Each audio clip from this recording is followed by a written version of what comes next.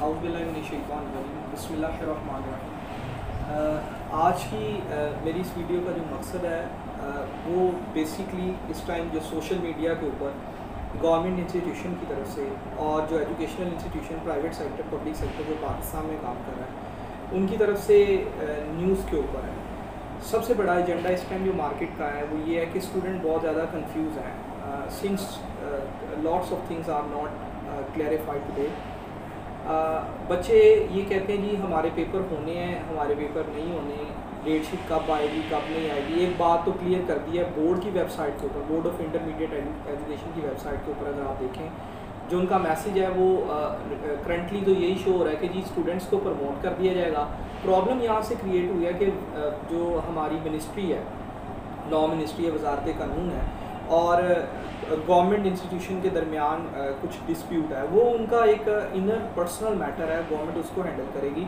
लेकिन उनके डिसीजन का इम्पैक्ट जो है वो बच्चों के ऊपर नहीं हो रहा। 22 ने board of intermediate secondary education ने क्लियरली ये बात कह दी है कि बच्चे प्रमोट कर दिए गए।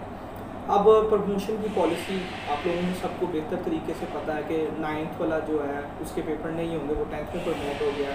10th के पेपर देगा, जो मार्किंग उसके 10th के अंदर होगी वही उसकी रेशो उसी प्रोपोर्शन के साथ उसके मार्क्स लगा दिए जाएंगे। सिमिलरली फर्स्ट ईयर और सेकंड ईयर के साथ ये मामला है। मेरे जो मेरा टारगेट स्टूडेंट्स हैं कॉमर्स के students, first year second year के स्टूडेंट्स से सबसे पहले मैं अपनी ये बात क्लियर करता चलूँ कि ये बात तो क्लियर हो गई है कि अब आपके पेपर नहीं होने हैं और आपकी प्रमोशन कर दी जाएगी। अगला मरहला आपका आता है जी यूनिवर्सिटी का। अभी मैं स्कूलिंग पॉइंट ऑफ व्यू से भी बात करूं, जब से पाकिस्तान में लॉकडाउन शुरू हुआ है, शुरू में बच्चों के अंदर थोड़ा सा क्रेज़ रहा है, पेरेंट्स के अंदर भी थोड़ी सी परेशानी रही है कि जी हमारे बच्चे पढ़ नहीं रहे हैं, इतना लंबा गैप आ गया स्टडी के अंदर, तो ये सब कैसे चलेगा। अब आहिस्ता आहिस्ता करके जो मेच्योर स्टूडेंट हैं फर्स्ट ईयर के, सेकंड ईयर के, थर्ड ईयर के और फोर्थ ईयर के, बीकॉम के, इन सब स्टूडेंट्स ने सरेंडर कर दिया एक तरह का एजुकेशन सिस्टम के आगे। आप लोग सिर्फ तब तक पढ़े थे जब तक आप लोग एकेडमी जा रहे थे, आदि थे, टेस्ट होता था, एक टारगेट मिलता था।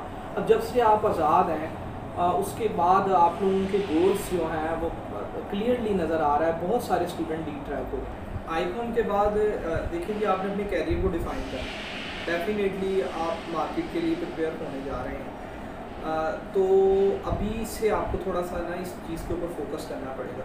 डिपार्टमेंटल टेस्ट तमाम पब्लिक ऑर्गेनाइजेशन के अंदर आज नहीं तो 2 माह नहीं तो 3 माह के बाद तो डेफिनेटली स्टार्ट हो जाएंगे। पंजाब यूनिवर्सिटी में स्पेशली जब कॉमर्स के बाद बच्चा अप्रोच करता है तो वो हैले college of commerce, new campus, old campus, BBA और BCom honours, BBA banking and finance, BBA risk and insurance management, किसी डिसिप्लिन के लिए आप अप्लाई करते हैं।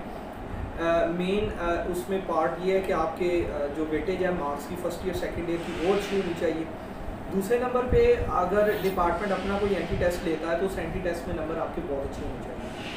ये भी देखने में आया है, मेरा जो पर्सनल एक्सपीरियंस रहा है कॉमर्स के इंस्टीट्यूशन के अंदर वो यही रहा है कि अगर बच्चे के नंबर सेकेंड ईयर में 900 के पास भी हैं या उसको 5-10 नंबर कम भी है लेकिन उसके एंटी टेस्ट के अंदर नंबरिंग रेशो बहुत हाई रही है तो उसका एडमिशन जो है फर्स्ट शिफ्ट या मॉर्निंग शिफ्ट के अंदर जो है डेफिनेटली वो कर जाता है। अदरवाइज़ आफ्टरनून शिफ्ट में तो वो कहीं ना कहीं फॉल कर जाता है। अब एंटी टेस्ट की तैयारी यहीं से आपको करना पड़ेगी।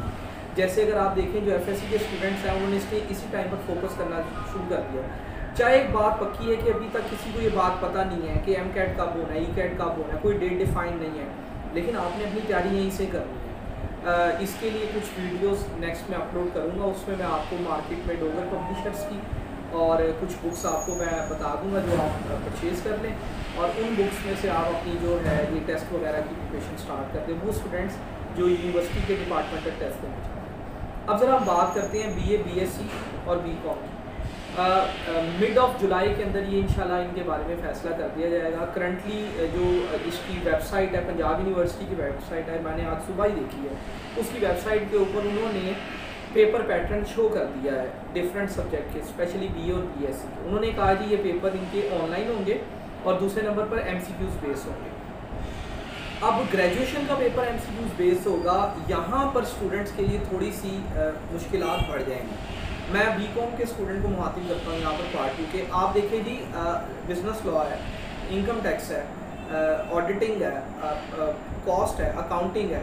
आपने इसको थ्योरी बेस पे बहुत ज़्यादा नहीं पढ़ा है, इसको कॉस्ट को और एडवांस अकाउंटिंग को।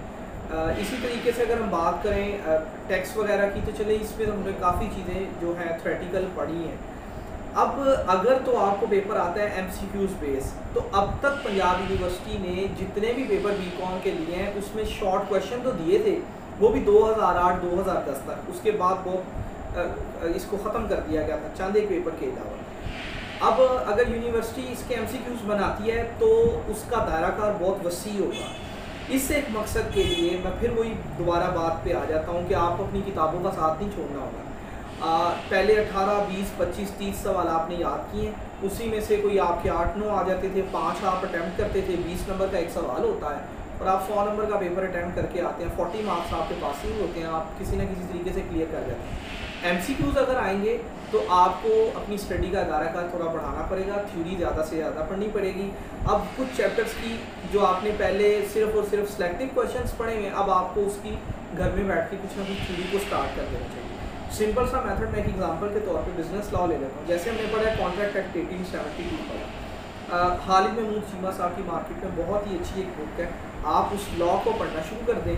आपने जितने वो थ्योरी के सवाल पढ़े हुए, स्केच आपने सारे सीखे हैं, आप उनको उठा के थ्योरी को पढ़ना शुरू कर दें और आप देखते जाएंगे कि जी कहीं कोई भी आपको एमसीक्यूज आता है, आप उसको इजीली पिक कर सकते हैं। अभी भी यूनिवर्सिटी के एग्ज़ाम के बारे में कोई चीज़ क्लियर नहीं है और दोनों तरह के पेपर पैटर्न कंसिडरेशन में। एक ट्रेडिशनल पेपर पैटर्न, वो पेपर पैटर्न हमने जो हम हमेशा से देते आए हैं, 8 सवाल, 9 सवाल और 5 उसमें से आपने अटैम्प्ट कर लिए। और दूसरा मेथड अब जो है कोविड-19 की वजह से जो इंस्टीट्यूशन अडॉप्ट करने जा रही हैं वो ऑनलाइन एमसीक्यूज का। अब दोनों में से कौन सी चीज़ फाइनल होती है, आप अपनी तैयारी पूरी रखें, एमसीक्यूज के हवाले से भी, उस हवाले से भी, ट्रेडिशनल पेपर के हवाले से भी। गिव अप ना करें। हायर एजुकेशन कमीशन कभी भी स्टूडेंट्स को ग्रेजुएशन और मास्टर लेवल के पेपर दिए बगैर प्रमोट होने नहीं देगा। आप देखें इसका इम्पैक्ट इंटरनेशनली भी बहुत ज़्यादा आ सकता है। बहुत सारे स्टूडेंट्स होते हैं जो ग्रेजुएशन और मास्टर के बाद स्कॉलरशिप के लिए अप्लाई करते हैं। जब आप दुनिया में स्कॉलरशिप के लिए अप्लाई करेंगे तो आई डोंट थिंक सो, मेरी वैसे एक राय है पर्सनल, कि इस तरह के बच्चे जिन्होंने प्रमोट होके अपने मार्कशीट ली हुई है, तो उनको दुनिया में वो प्रेफरेंसेस दी जाएँ जो उन कंट्रीज़ के स्टूडेंट्स को दी जाएंगी जो बाकायदा तौर पे पेपर में अपीयर हुए हैं, उन्होंने फर्स्ट डिवीजन लिया और अच्छा स्कोर किया हुआ है। तो HEC तो मेरा नहीं ख्याल है कि पेपर लिए बगैर प्रमोट करेगा। तो ये श्योरिटी है कि ग्रेजुएशन BA, BSc, BCom के पेपर होने हैं। अब BCom पार्ट 1 की अगर बात की जाए तो वो पेपर ट्रेडिशनल ही होंगे, ज़्यादा चांसेस उसके लिए नज़र आते हैं। तो वो अगर लेट भी हो जाते हैं तो इसमें कोई ऐसा ज़्यादा काम नहीं है। लास्ट पे जो BCom पार्ट 2 के स्टूडेंट्स हैं, इन्होंने मुझे रिक्वेस्ट किया सेल टैक्स के हवाले से, सेल टैक्स के न्यूमेरिकल के हवाले से। मैं इंशाल्लाह ताला फर्दर लेक्चर्स के अंदर बाकायदा एक बोर्ड के ऊपर एक लेक्चर प्रिपेयर करूँगा। चंद लेक्चर्स के अंदर हम उस न्यूमेरिकल को क्लियर कर लेंगे। कोशिश मैं ये करूँगा कि उस लेक्चर के अंदर आपके ऑब्जेक्टिव पॉइंट ऑफ व्यू को भी कंसिडर करूँ, आपके न्यूमेरिकल पॉइंट ऑफ व्यू को भी कंसिडर करूँ और आपके थ्योरेटिकल पॉइंट ऑफ व्यू को भी कंसिडर करूँ। फ़िलहाल अभी इस वीडियो के लिए थैंकफुल। और अगर आपको कोई क्वेश्चन है, कोई क्वेरी है तो आप मुझसे पूछ सकते हैं। आप अपना मैसेज मुझे कन्वे कर दें, मज़ीद वीडियोज़ इंशाल्लाह ताला मैं अपलोड कर दिया करूँ। Thank you so much. Allah हाफ़िज़।